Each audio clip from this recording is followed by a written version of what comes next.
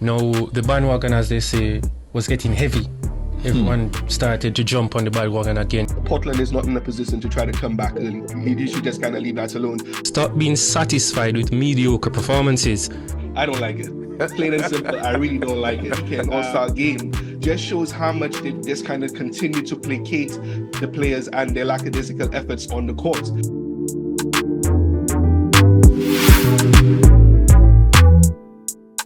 You really sparked my interest, and I'm sure that of many others. Alister, Albert, thank you very much. Hello, everyone, and welcome to episode 7 of Baseline to Baseline with Alister and Orane. I am, of course, Alister Albert, and Orane Buchanan, my co-host, will be joining us really shortly. We just need to kind of go through some stuff here. There's some technical difficulties that we kind of encountered in our last recording. So I am here to just start off this episode and bring you some sections of what we spoke about initially, and also get you, segue us into that segment where we speak about potential NBA All-Stars for this season, guys who we think have been playing remarkably well so far to start off this season, the first 20 or so games, and whether or not we think there's all-star talent out there and who are the first timers, etc., etc. So we're going to do that. But before we get into some of the topics that we wanted to talk about, I will just remind people that, of course, we are on Apple Podcasts, Spotify, and you could get us, as always, on YouTube. Just search for Baseline to Baseline with Alister and Orane, and you should see a nice little logo with some palm trees up with the basketball that's, of course, articulates our podcast name. And yeah, we're jumping into episode 7 right now. 6 episodes have gone by, and it's been remarkable so far. I'd say, it's been really good. We've gotten some of the subscribers coming in on YouTube. Love to see that coming in. Keep watching, join the family, like I always say, and help us with this journey as we continue to go on. But what I'd also like to tell you, if you are going to join in and subscribe, whether it be on whichever of those platforms that I mentioned, and you could also find us on Instagram, also at B2B with A and O, B2B with A and O. That's, of course, Baseline to Baseline with Alister and Orane.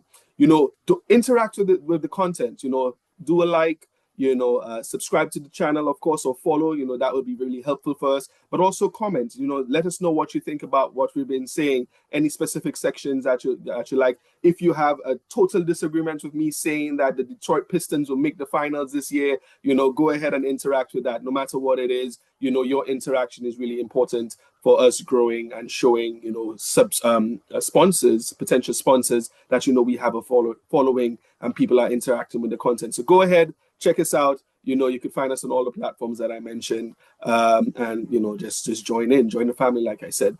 So we jumping into episode 7, like I said, right now. And what happened is I'll take some ownership for what happens here.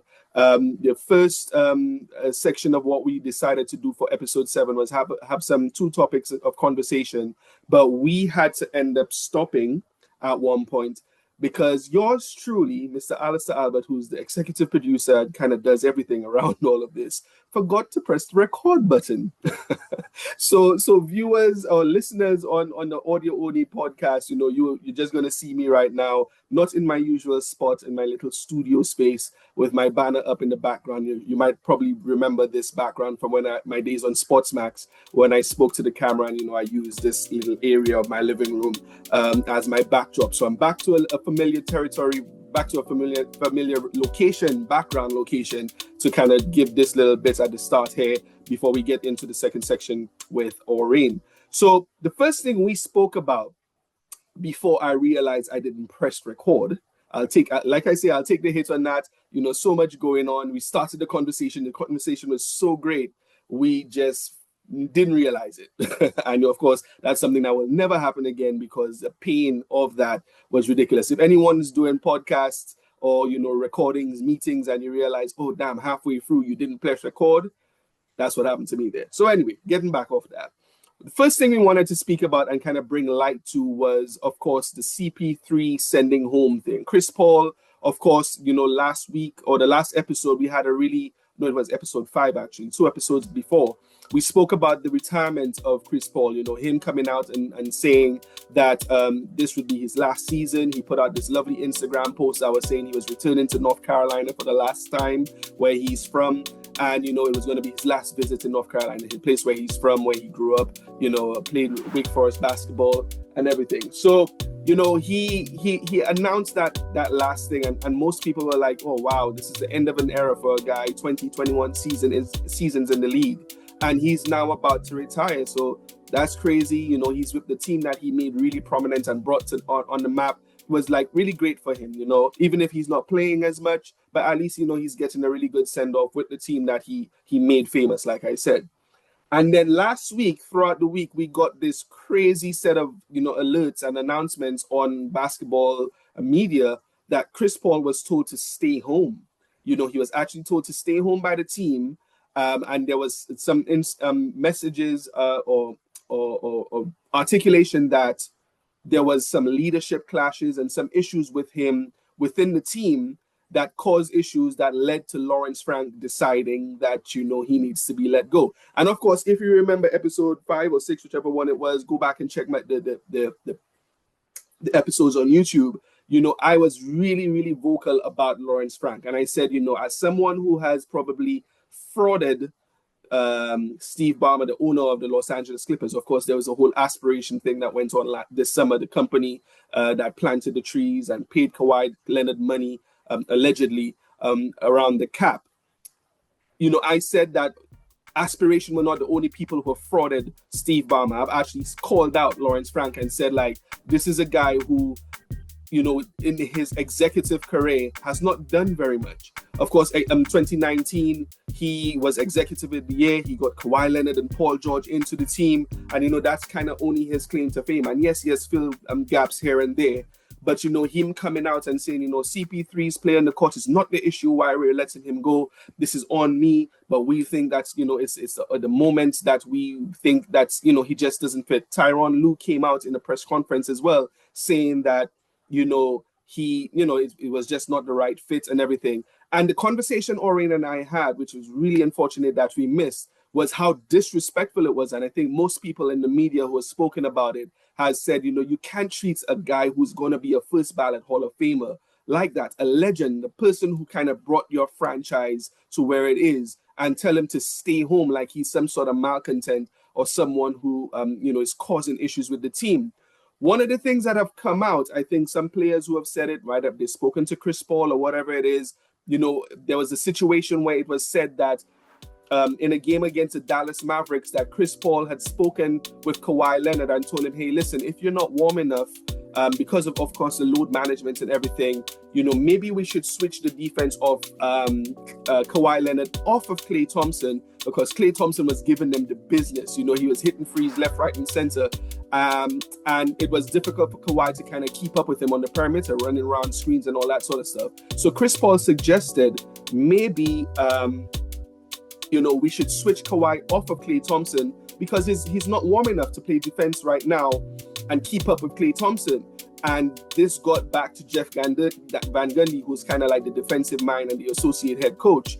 And he said to Chris Paul when he spoke with him after, hey, listen, you might have had the leeway to kind of make those decisions in other stops that you've had, but you don't do it here. The buck stops here, and it was Chris Paul just trying to help his teammate. Hey, listen, if this isn't working, maybe we should switch up the coverage to kind of give Kawhi some room to maneuver in a better way. And of course, the team didn't like that. There's talks about him and Tyronn Lue not talking for a couple of weeks. He has been getting quite a lot of DNP, CDs, coach decisions, do not play on the court. And, it's not what you'd expect for a guy who at every stop, no matter when he plays, he helps elevate the teams that he's with, no matter if he doesn't score and everything. And of course, the conversation that we had about Chris Paul was how good of a leader that he is and how quintessential that he is. When Chris Paul was brought into the team for this last year, one of the things Tyronn Lue himself had said was, we of course want him to come in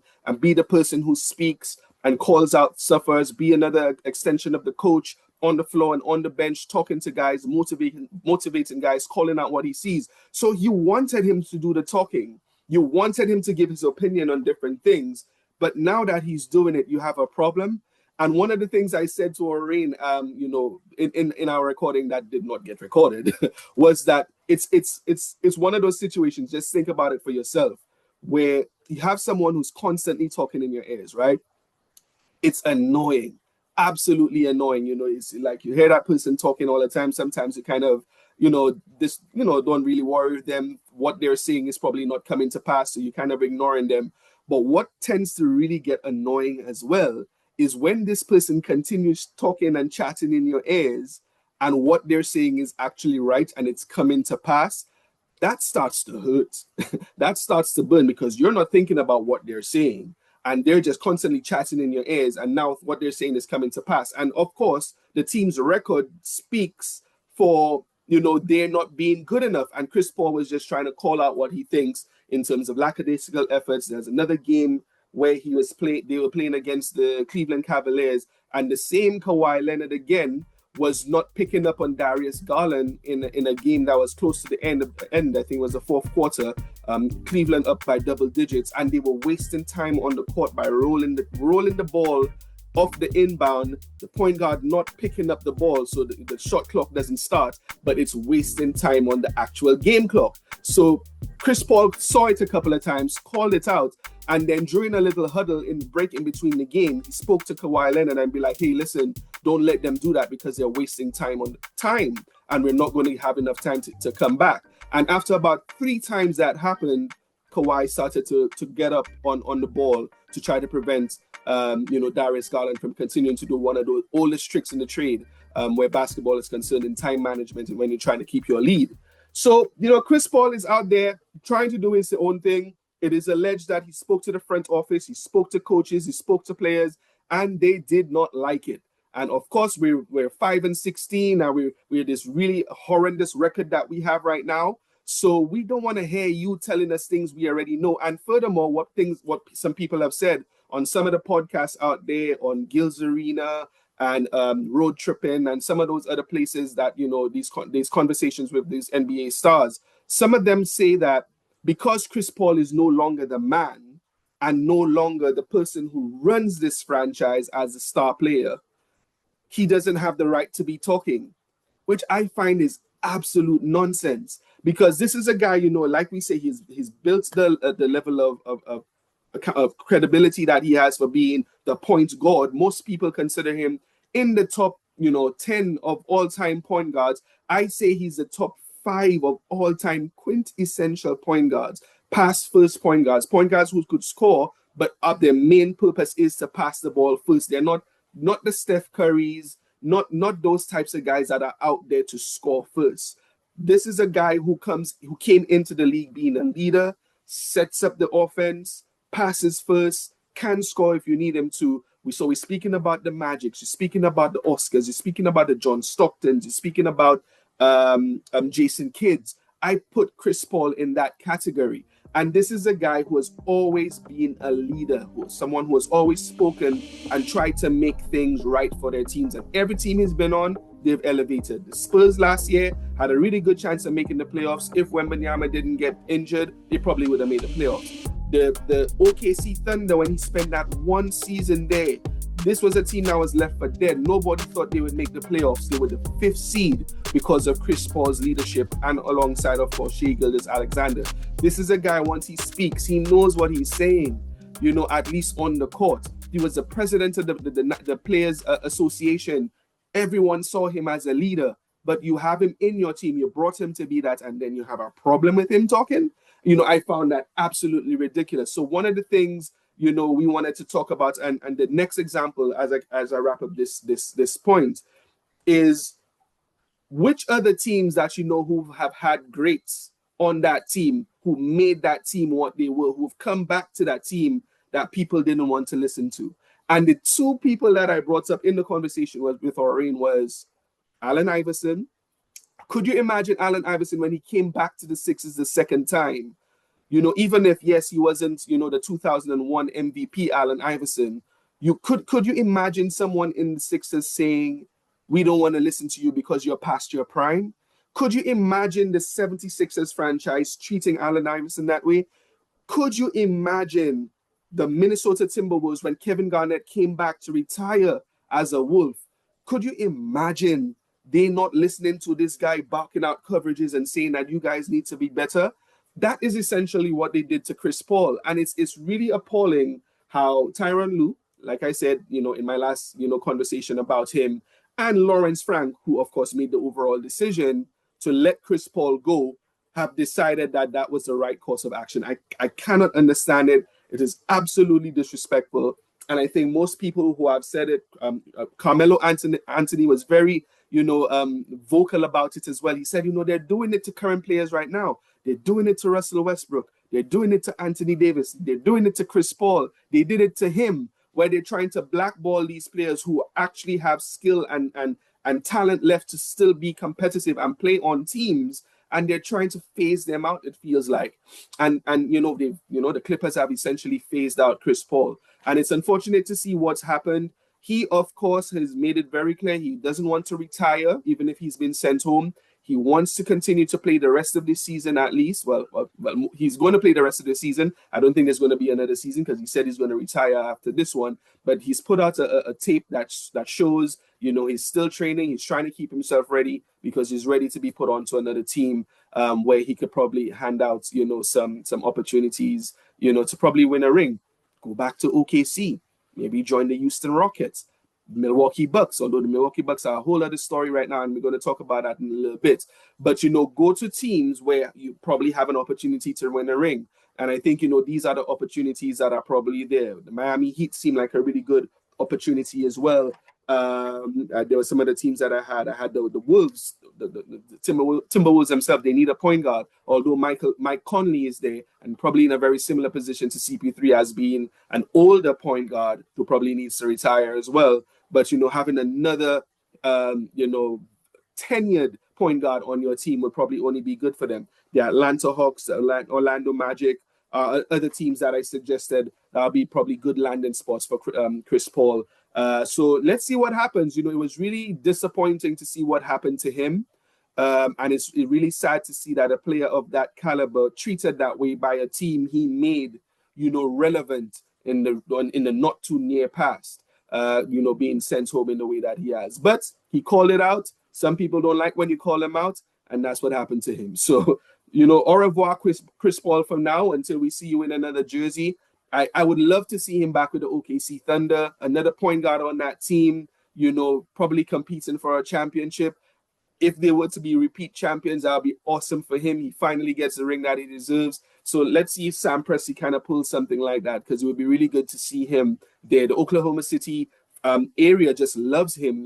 Remember, the New Orleans Hornets moved to Oklahoma City after Hurricane Katrina in Chris Paul's rookie year, I believe it was. And they loved him there, and that kind of ushered in the confidence of the NBA to put a team in Oklahoma City, which is what happened when the Supersonics left Seattle and moved to Oklahoma City. So Chris Paul, let's see where he ends up. Let's see if he could help another team get to where they need to get to.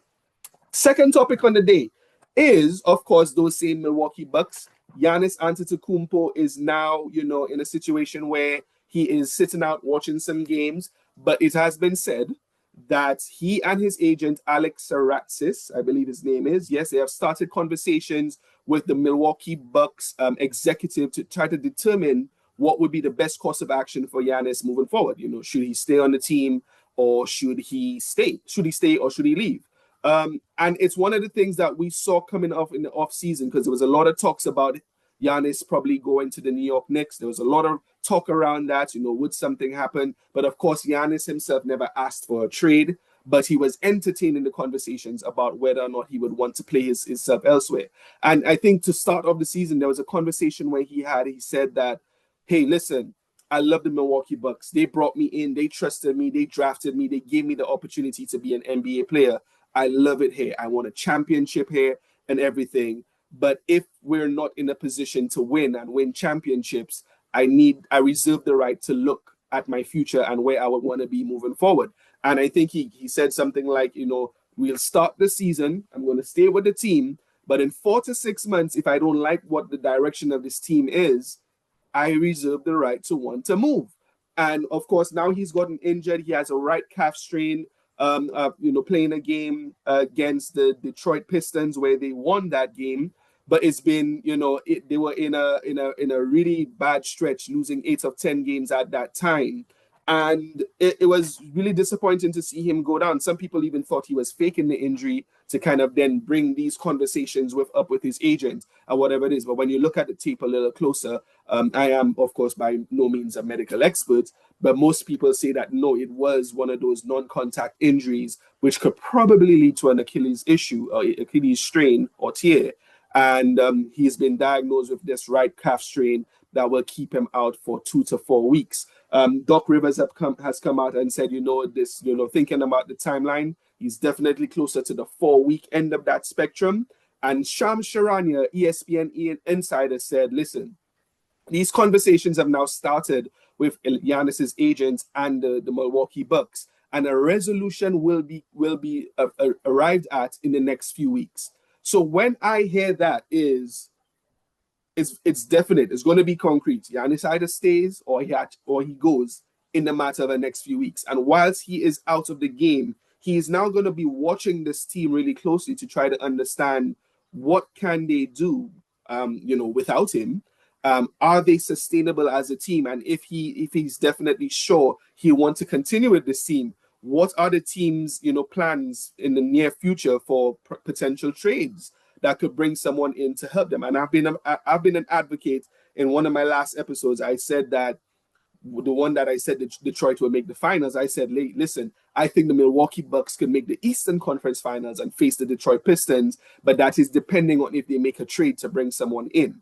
I think someone like Klay Thompson could help them with shooting. I thought Russell Westbrook would have been a really good addition to them, coming into the season. Of course, he's not a shooter himself, but that aggression, could you imagine Giannis Antetokounmpo and Russell Westbrook on the same team attacking the rim? I thought that would be really good as well. So there's a number of players that could probably be brought in addition to what they did with Miles Turner to try to help this team. So Giannis is now going to sit back, put his feet up, elevate them, because he needs to have that elevation to try to keep that injury, at bay, in addition to all the other rehab stuff he'd do. Sit back, watch the team, speak with your agent, speak with Doc, and speak with everyone in the front office and try to determine what's next, because I think he's starting to realize that, hey, if I stay here and this team stays the way it is, we're not going to win. And I don't want my career to end up with me just winning one chip.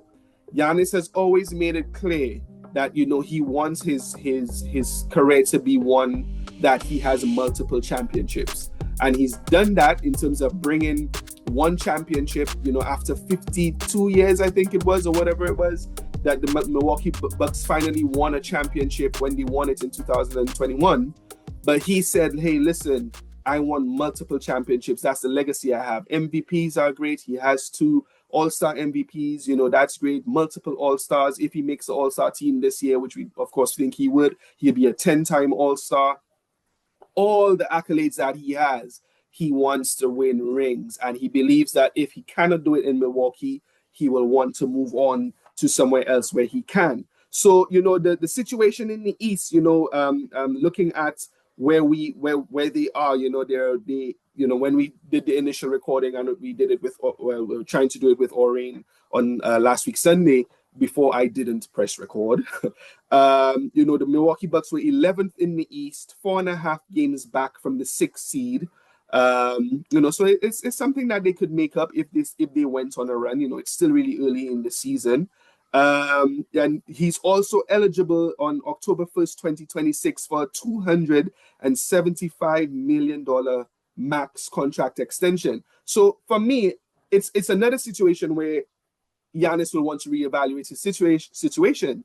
Do I want to sign a max contract with you guys and lock myself into another 5 years and be in a situation where I want to be traded because this team is just not getting where I need it to be, and then have such a heavy contract on the books that would make it really prohibitive for teams to trade for me because they just won't have the cap with an inflated salary? So he wants to make that decision really soon so that before the end of the season, before he signs his max contract, he will be on a new team that will make him eligible for the max contract that they will have then on their books, and they're not trading for it. So, he's trying to get ahead of the gun, jump ahead before, some of the contractual restrictions start to kick in with him not being on that team that he might go to. So let's see what happens with Giannis as well.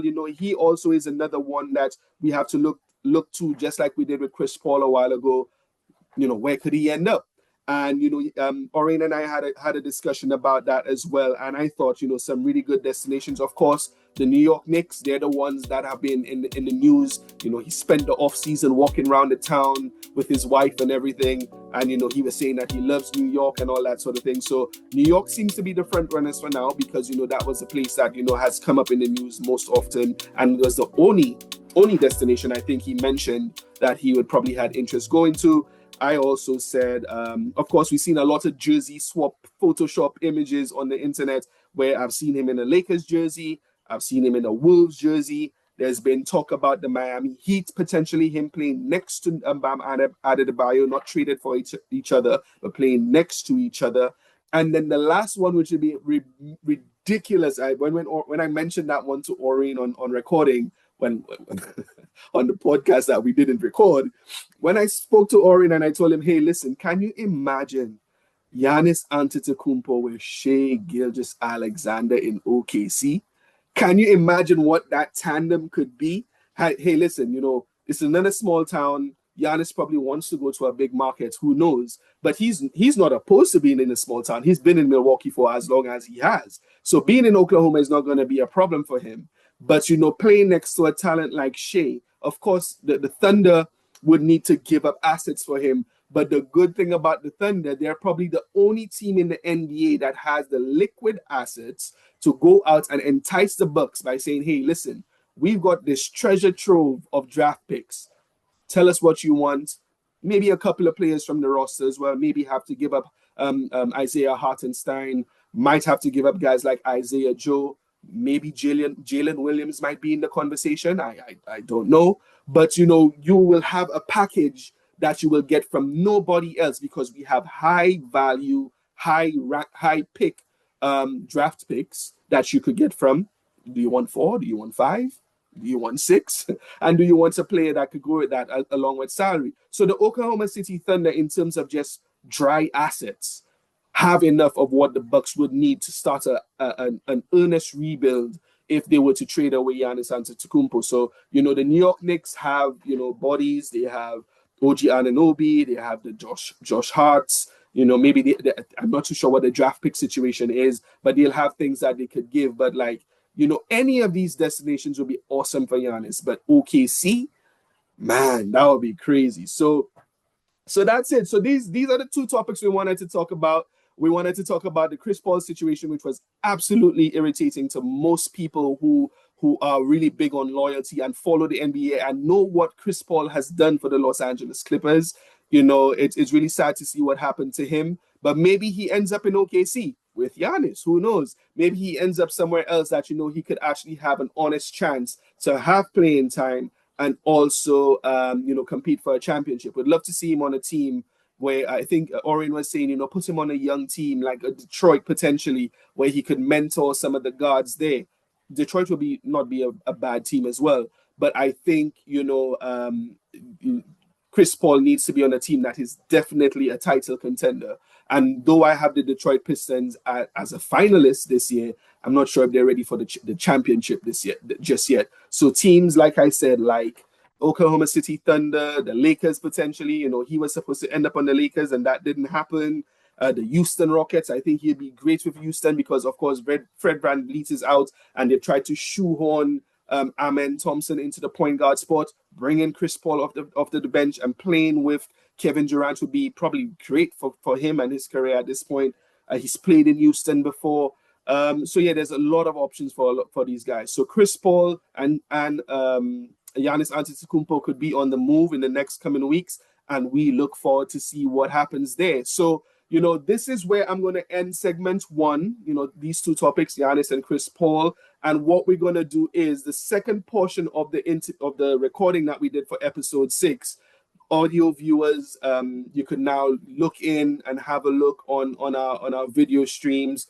We're going to have Orane come in right now where we have this conversation about all-stars so far. So I kind of present my list of who are the all-stars so far in this season, and we're going to talk through them. Orane and I were very in lockstep for most of the way on who we thought were all-stars so far this season, and we're going to go through the list basically, and you'll see what we thought on that. And it'll be really good to see, you know, at this point, before the NBA Cup ends, you know, as soon as the NBA Cup ends, you know, the NBA is going to go into all-star mode, Christmas and all-star mode. Your all-star ballots are going to end up on Instagram and in your inbox once you're a registered user of the NBA app or have an NBA ID. You're going to start getting those ballot boxes coming in. So we're trying to get ahead of the all-star rush by talking about all-stars so far in this upcoming episode. So let's see what you think about our all-stars. If you agree or disagree, you know, let us know in the comment sections on those platforms like I mentioned, and we look forward to hearing you or seeing you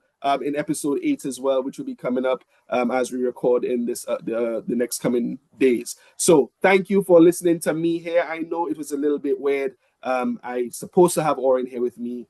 He's, you know, I absolutely made a faux pas by not pressing the record button. But this is me wanting to give a recap of what we spoke about in that little section there, that first segment, Block A. And now we move into Block B, where we speak about all-stars so far in the NBA. So, Alister Albert, right here, Baseline to Baseline with Alister and Orane. Continuing on with segment 2, coming right up. Stay with us, join the family, like and subscribe on all the platforms like I mentioned. Instagram, Spotify, Apple Podcasts. Look for us on TikTok as well. You know, I do some posting there as well. So we're all over the place. Check it out. Episode 7, continuing on with part 2 with Orane, coming right up.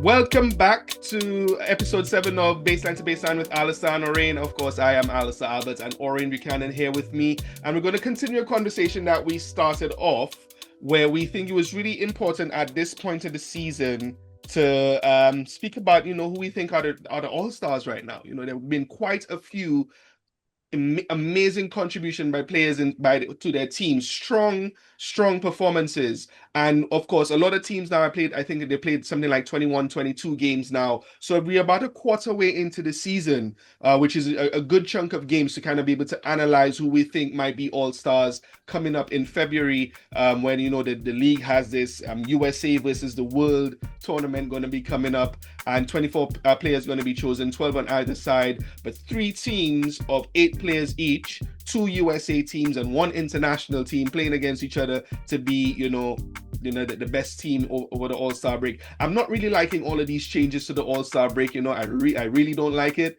The last conversation that I had with Lance from Sportsmax, you know, he had asked me about the changes to the last All-Star game, and I didn't like it. Alister Albert, ready now to give his take on where this is heading. We've seen tweaks in recent years, Alister, with the All-Star weekend. How does this latest one grab you? I don't like it. Plain and simple, I really don't like it. But the thing about it is, you know what I'll actually lean on here?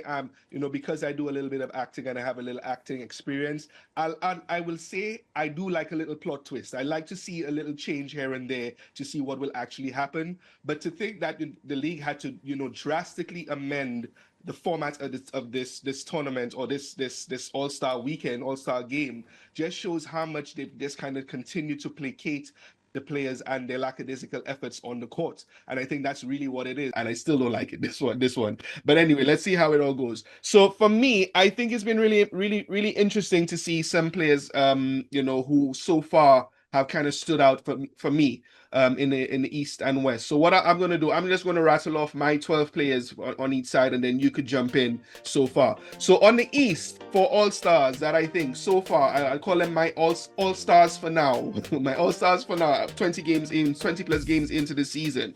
I have Jalen Brunson, Norman Powell. Norman Powell has been really good for the Miami Heat.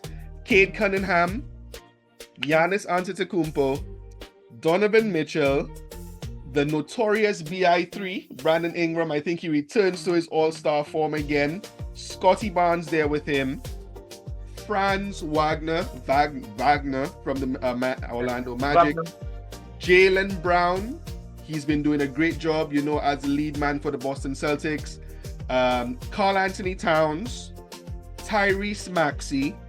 And the last spot, I was struggling with this last one. There are quite a few players who I think who have stepped up individually to kind of probably put themselves as an all-star. But the last spot I gave was to Jalen Duren of the Detroit Pistons. As a team who's the first in the East, I think, they deserve a second player in. And Jalen Duren, has moved up from 11 points to 18 points, is one of the leaders in rebounds in the league. And I think he's been doing really, really good with alongside Cade Cunningham and everything. So I think he has. Hold a second. We're coming back. So I think we have a couple of first-time All-Stars who would be Jalen Duren, Franz Wagner, and Norman Powell in the East for me. So what were you saying? I wasn't hearing you properly. What you said? I think you was fine on this because I did it different. I did it as my starters. Right. So for my Eastern Conference starters, point guard, I have Cade Cunningham from Detroit Pistons. Shooting guard, Tyrese Maxey, Philadelphia 76ers. Right. My small forward, Paolo Banchero, Orlando Magic. Okay. Power forward, Scotty Barnes, Toronto Raptors.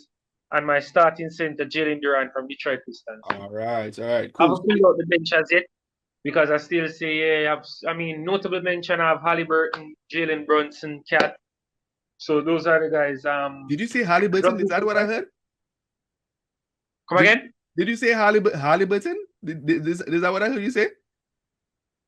My mind is still thinking about his season last season. So that's why. So it's Jalen Brunson and Cat. Two notable mentions I think have a fight in for the starting position.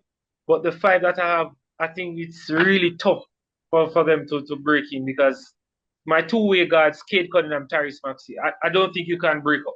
Yeah, for sure. And then my two forwards, as I said, Banchero, Scotty Barnes, breakout season. Best center for me in the Eastern, Jalen Duren. So you don't have Giannis. You don't have Giannis in. You didn't give consideration to Giannis.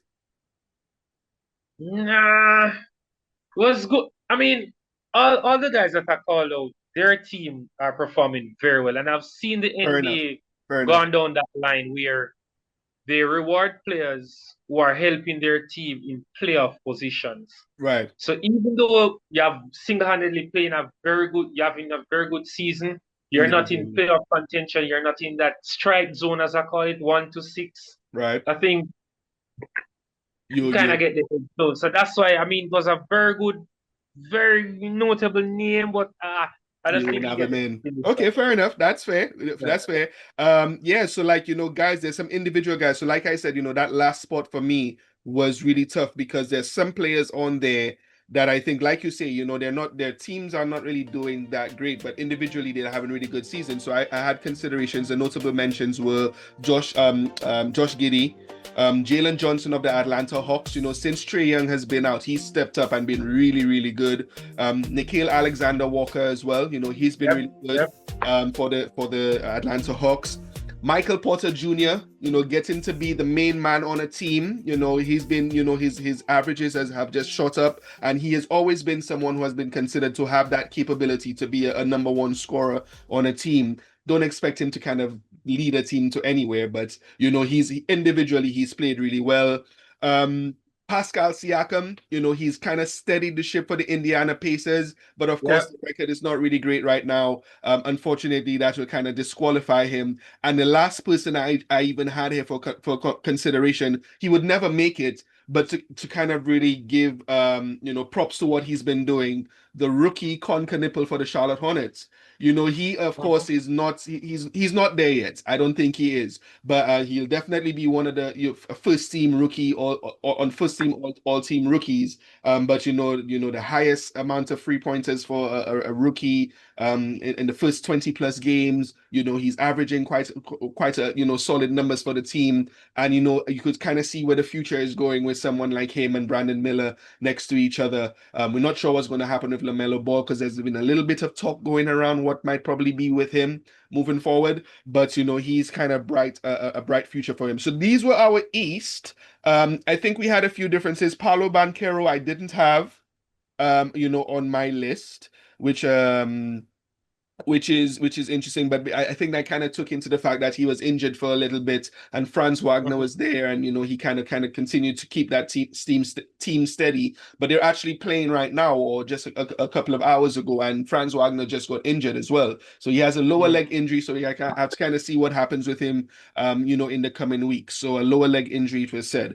But yeah, I think the East have quite a few players who could probably make their first All-Star team. Norman Powell, I think he's definitely one who could kind of make the reserve list, finally breaking that barrier for him. Let's see what happens with him there as well. And let's move on to the West now. The West is a very interesting one, and the West has quite a lot of players have absolutely stepped up. Since you've done starters, I'll let you go first, and then I'll give you my full list after. So what are your West? West players? So my two guards, point guard, I have SGA, right? Oklahoma City Thunder, and I have Luka from the Lakers, right? Small forward, I have Kevin Durant from the Rockets. Power forward, I have his teammate Alperen Sengun. All right. At power forward. And my starting center will be Nikola Jokic from the Denver Nuggets. Awesome. So I definitely have all of those players are on my list as well. And interesting to note here is an omission of someone who's made it from very early on, LeBron James, not on that list. But of course, you can't expect LeBron to make this team, especially at this point with the amount of time that he's lost. So we have an all-star list here, which does not include LeBron James, and that kind of just shows you where he is in his career. So my full list is... Before you go, missing 14 games, does that make him ineligible for No, because for All-Star, the starters are voted by the fans, 50% of that vote, and he's going to get NBA awards though. But NBA awards. For NBA awards, you have to have played 65 games. So I think he's definitely still has a chance to kind of make that. But yeah, let's see what happens with the rest of his games and load management moving forward. But he could definitely still be an all-star because the fans could vote him in, and he has legions of fans that would probably want to see him there. So I think he would make the all-star team from the fan vote, but at this point, I don't think he should be there as well. So my full list is, I think the starters that you have are exactly who I would have as starters based on and everyone, because they're on my list as well. But my full list is SGA, Wemby. Now Wemby has missed quite a lot of games as well, but for the impact that he's had, I think Wemby, just for the few games that he's played, this man has just been crazy. So I would still include him in just because of the impact that he's had. Wemby, we have Austin Reeves. Austin Reeves has to be an all-star this year, I think, if he especially continues the way he has, moving from 16 points a game to 20 to 29 right now. Austin Reeves has just stepped up remarkably, and I think he definitely could be an all-star this year. Of course, his teammate Luka Doncic. We have Anthony Edwards, Kevin Durant, Alperen Sengun, Steph Curry. The next person who I think is going to make his first all-star team, Dylan Brooks. This is a guy who has been really interesting for the Phoenix Suns this year. You have him down there. He has been really interesting this year, and he is definitely, for me, my leading candidate for most improved. He has been someone who's been, really instrumental on the defensive end and being a pest. But this has just opened up a offensive freeway for him, where he's starting to score the ball remarkably well. So Dylan Brooks is definitely a first-time All-Star for me. Another first-time All-Star, I think, who needs to get over that hump now, Jamal Murray. Talk about the Jamaican roots there. Jamal Murray has been, steady alongside Nikola Jokic. I think he could definitely take that LeBron spot, because I don't think LeBron should make the All-Star team right now. But anyway, another first-time All-Star I have here as well, Denny Avdia, the Israeli guy playing for Portland Trail Blazers. Of course, the Portland Trail Blazers, nobody expects much from them, but from him moving from Washington Wizards to where he is now with the Portland Trail Blazers, he has exploded onto the scene, averaging, I think, like 26 points a game at the moment for the Portland Trail Blazers, and he's been great. You know, he's been balling. And of course, my last person here is not last by no means least, you know, probably the heaviest, literally, of them all, as Nikola Jokic. You know, he would be an 8-time All-Star making this team. Notable mentions I had was Devin Booker, Lauri Markkanen, and James Harden. James Harden has been doing quite a lot for the Los Angeles Clippers, but you know, I think this is where the team record penalizes him potentially. So that's why he's not on that list. So these are my all-stars there. We have no disagreement on our starters, but it'll be really interesting to see what happens with those guys moving forward. Of course, the all-star team, I think what most people should expect, once you are a fan of the NBA and you're probably registered to the NBA site, you would get all of the emails and everything. You probably should expect the ballots to come to your inbox really soon, where, you know, fans could start to put in their votes and doing it on Instagram and all the other channels and platforms that they have. The all-star voting will definitely be in probably as soon as the NBA Cup is done.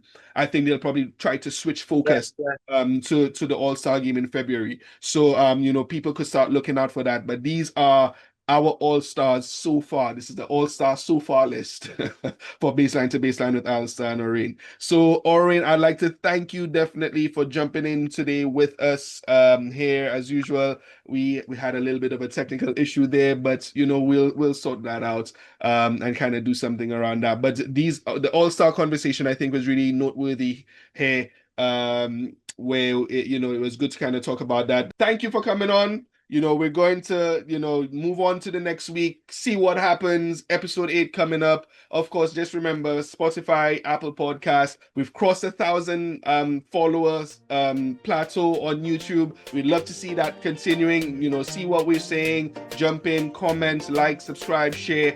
It's an opportunity for us to continue to grow the channel. And we'd love to just hear more from you, from the fans, from what we're doing right now. So, Alister Albert here with Orane. See you on episode 8 coming up next week, and let's see what happens as the days move on. Thank you, Orane. Yes, no problem. Catch you later.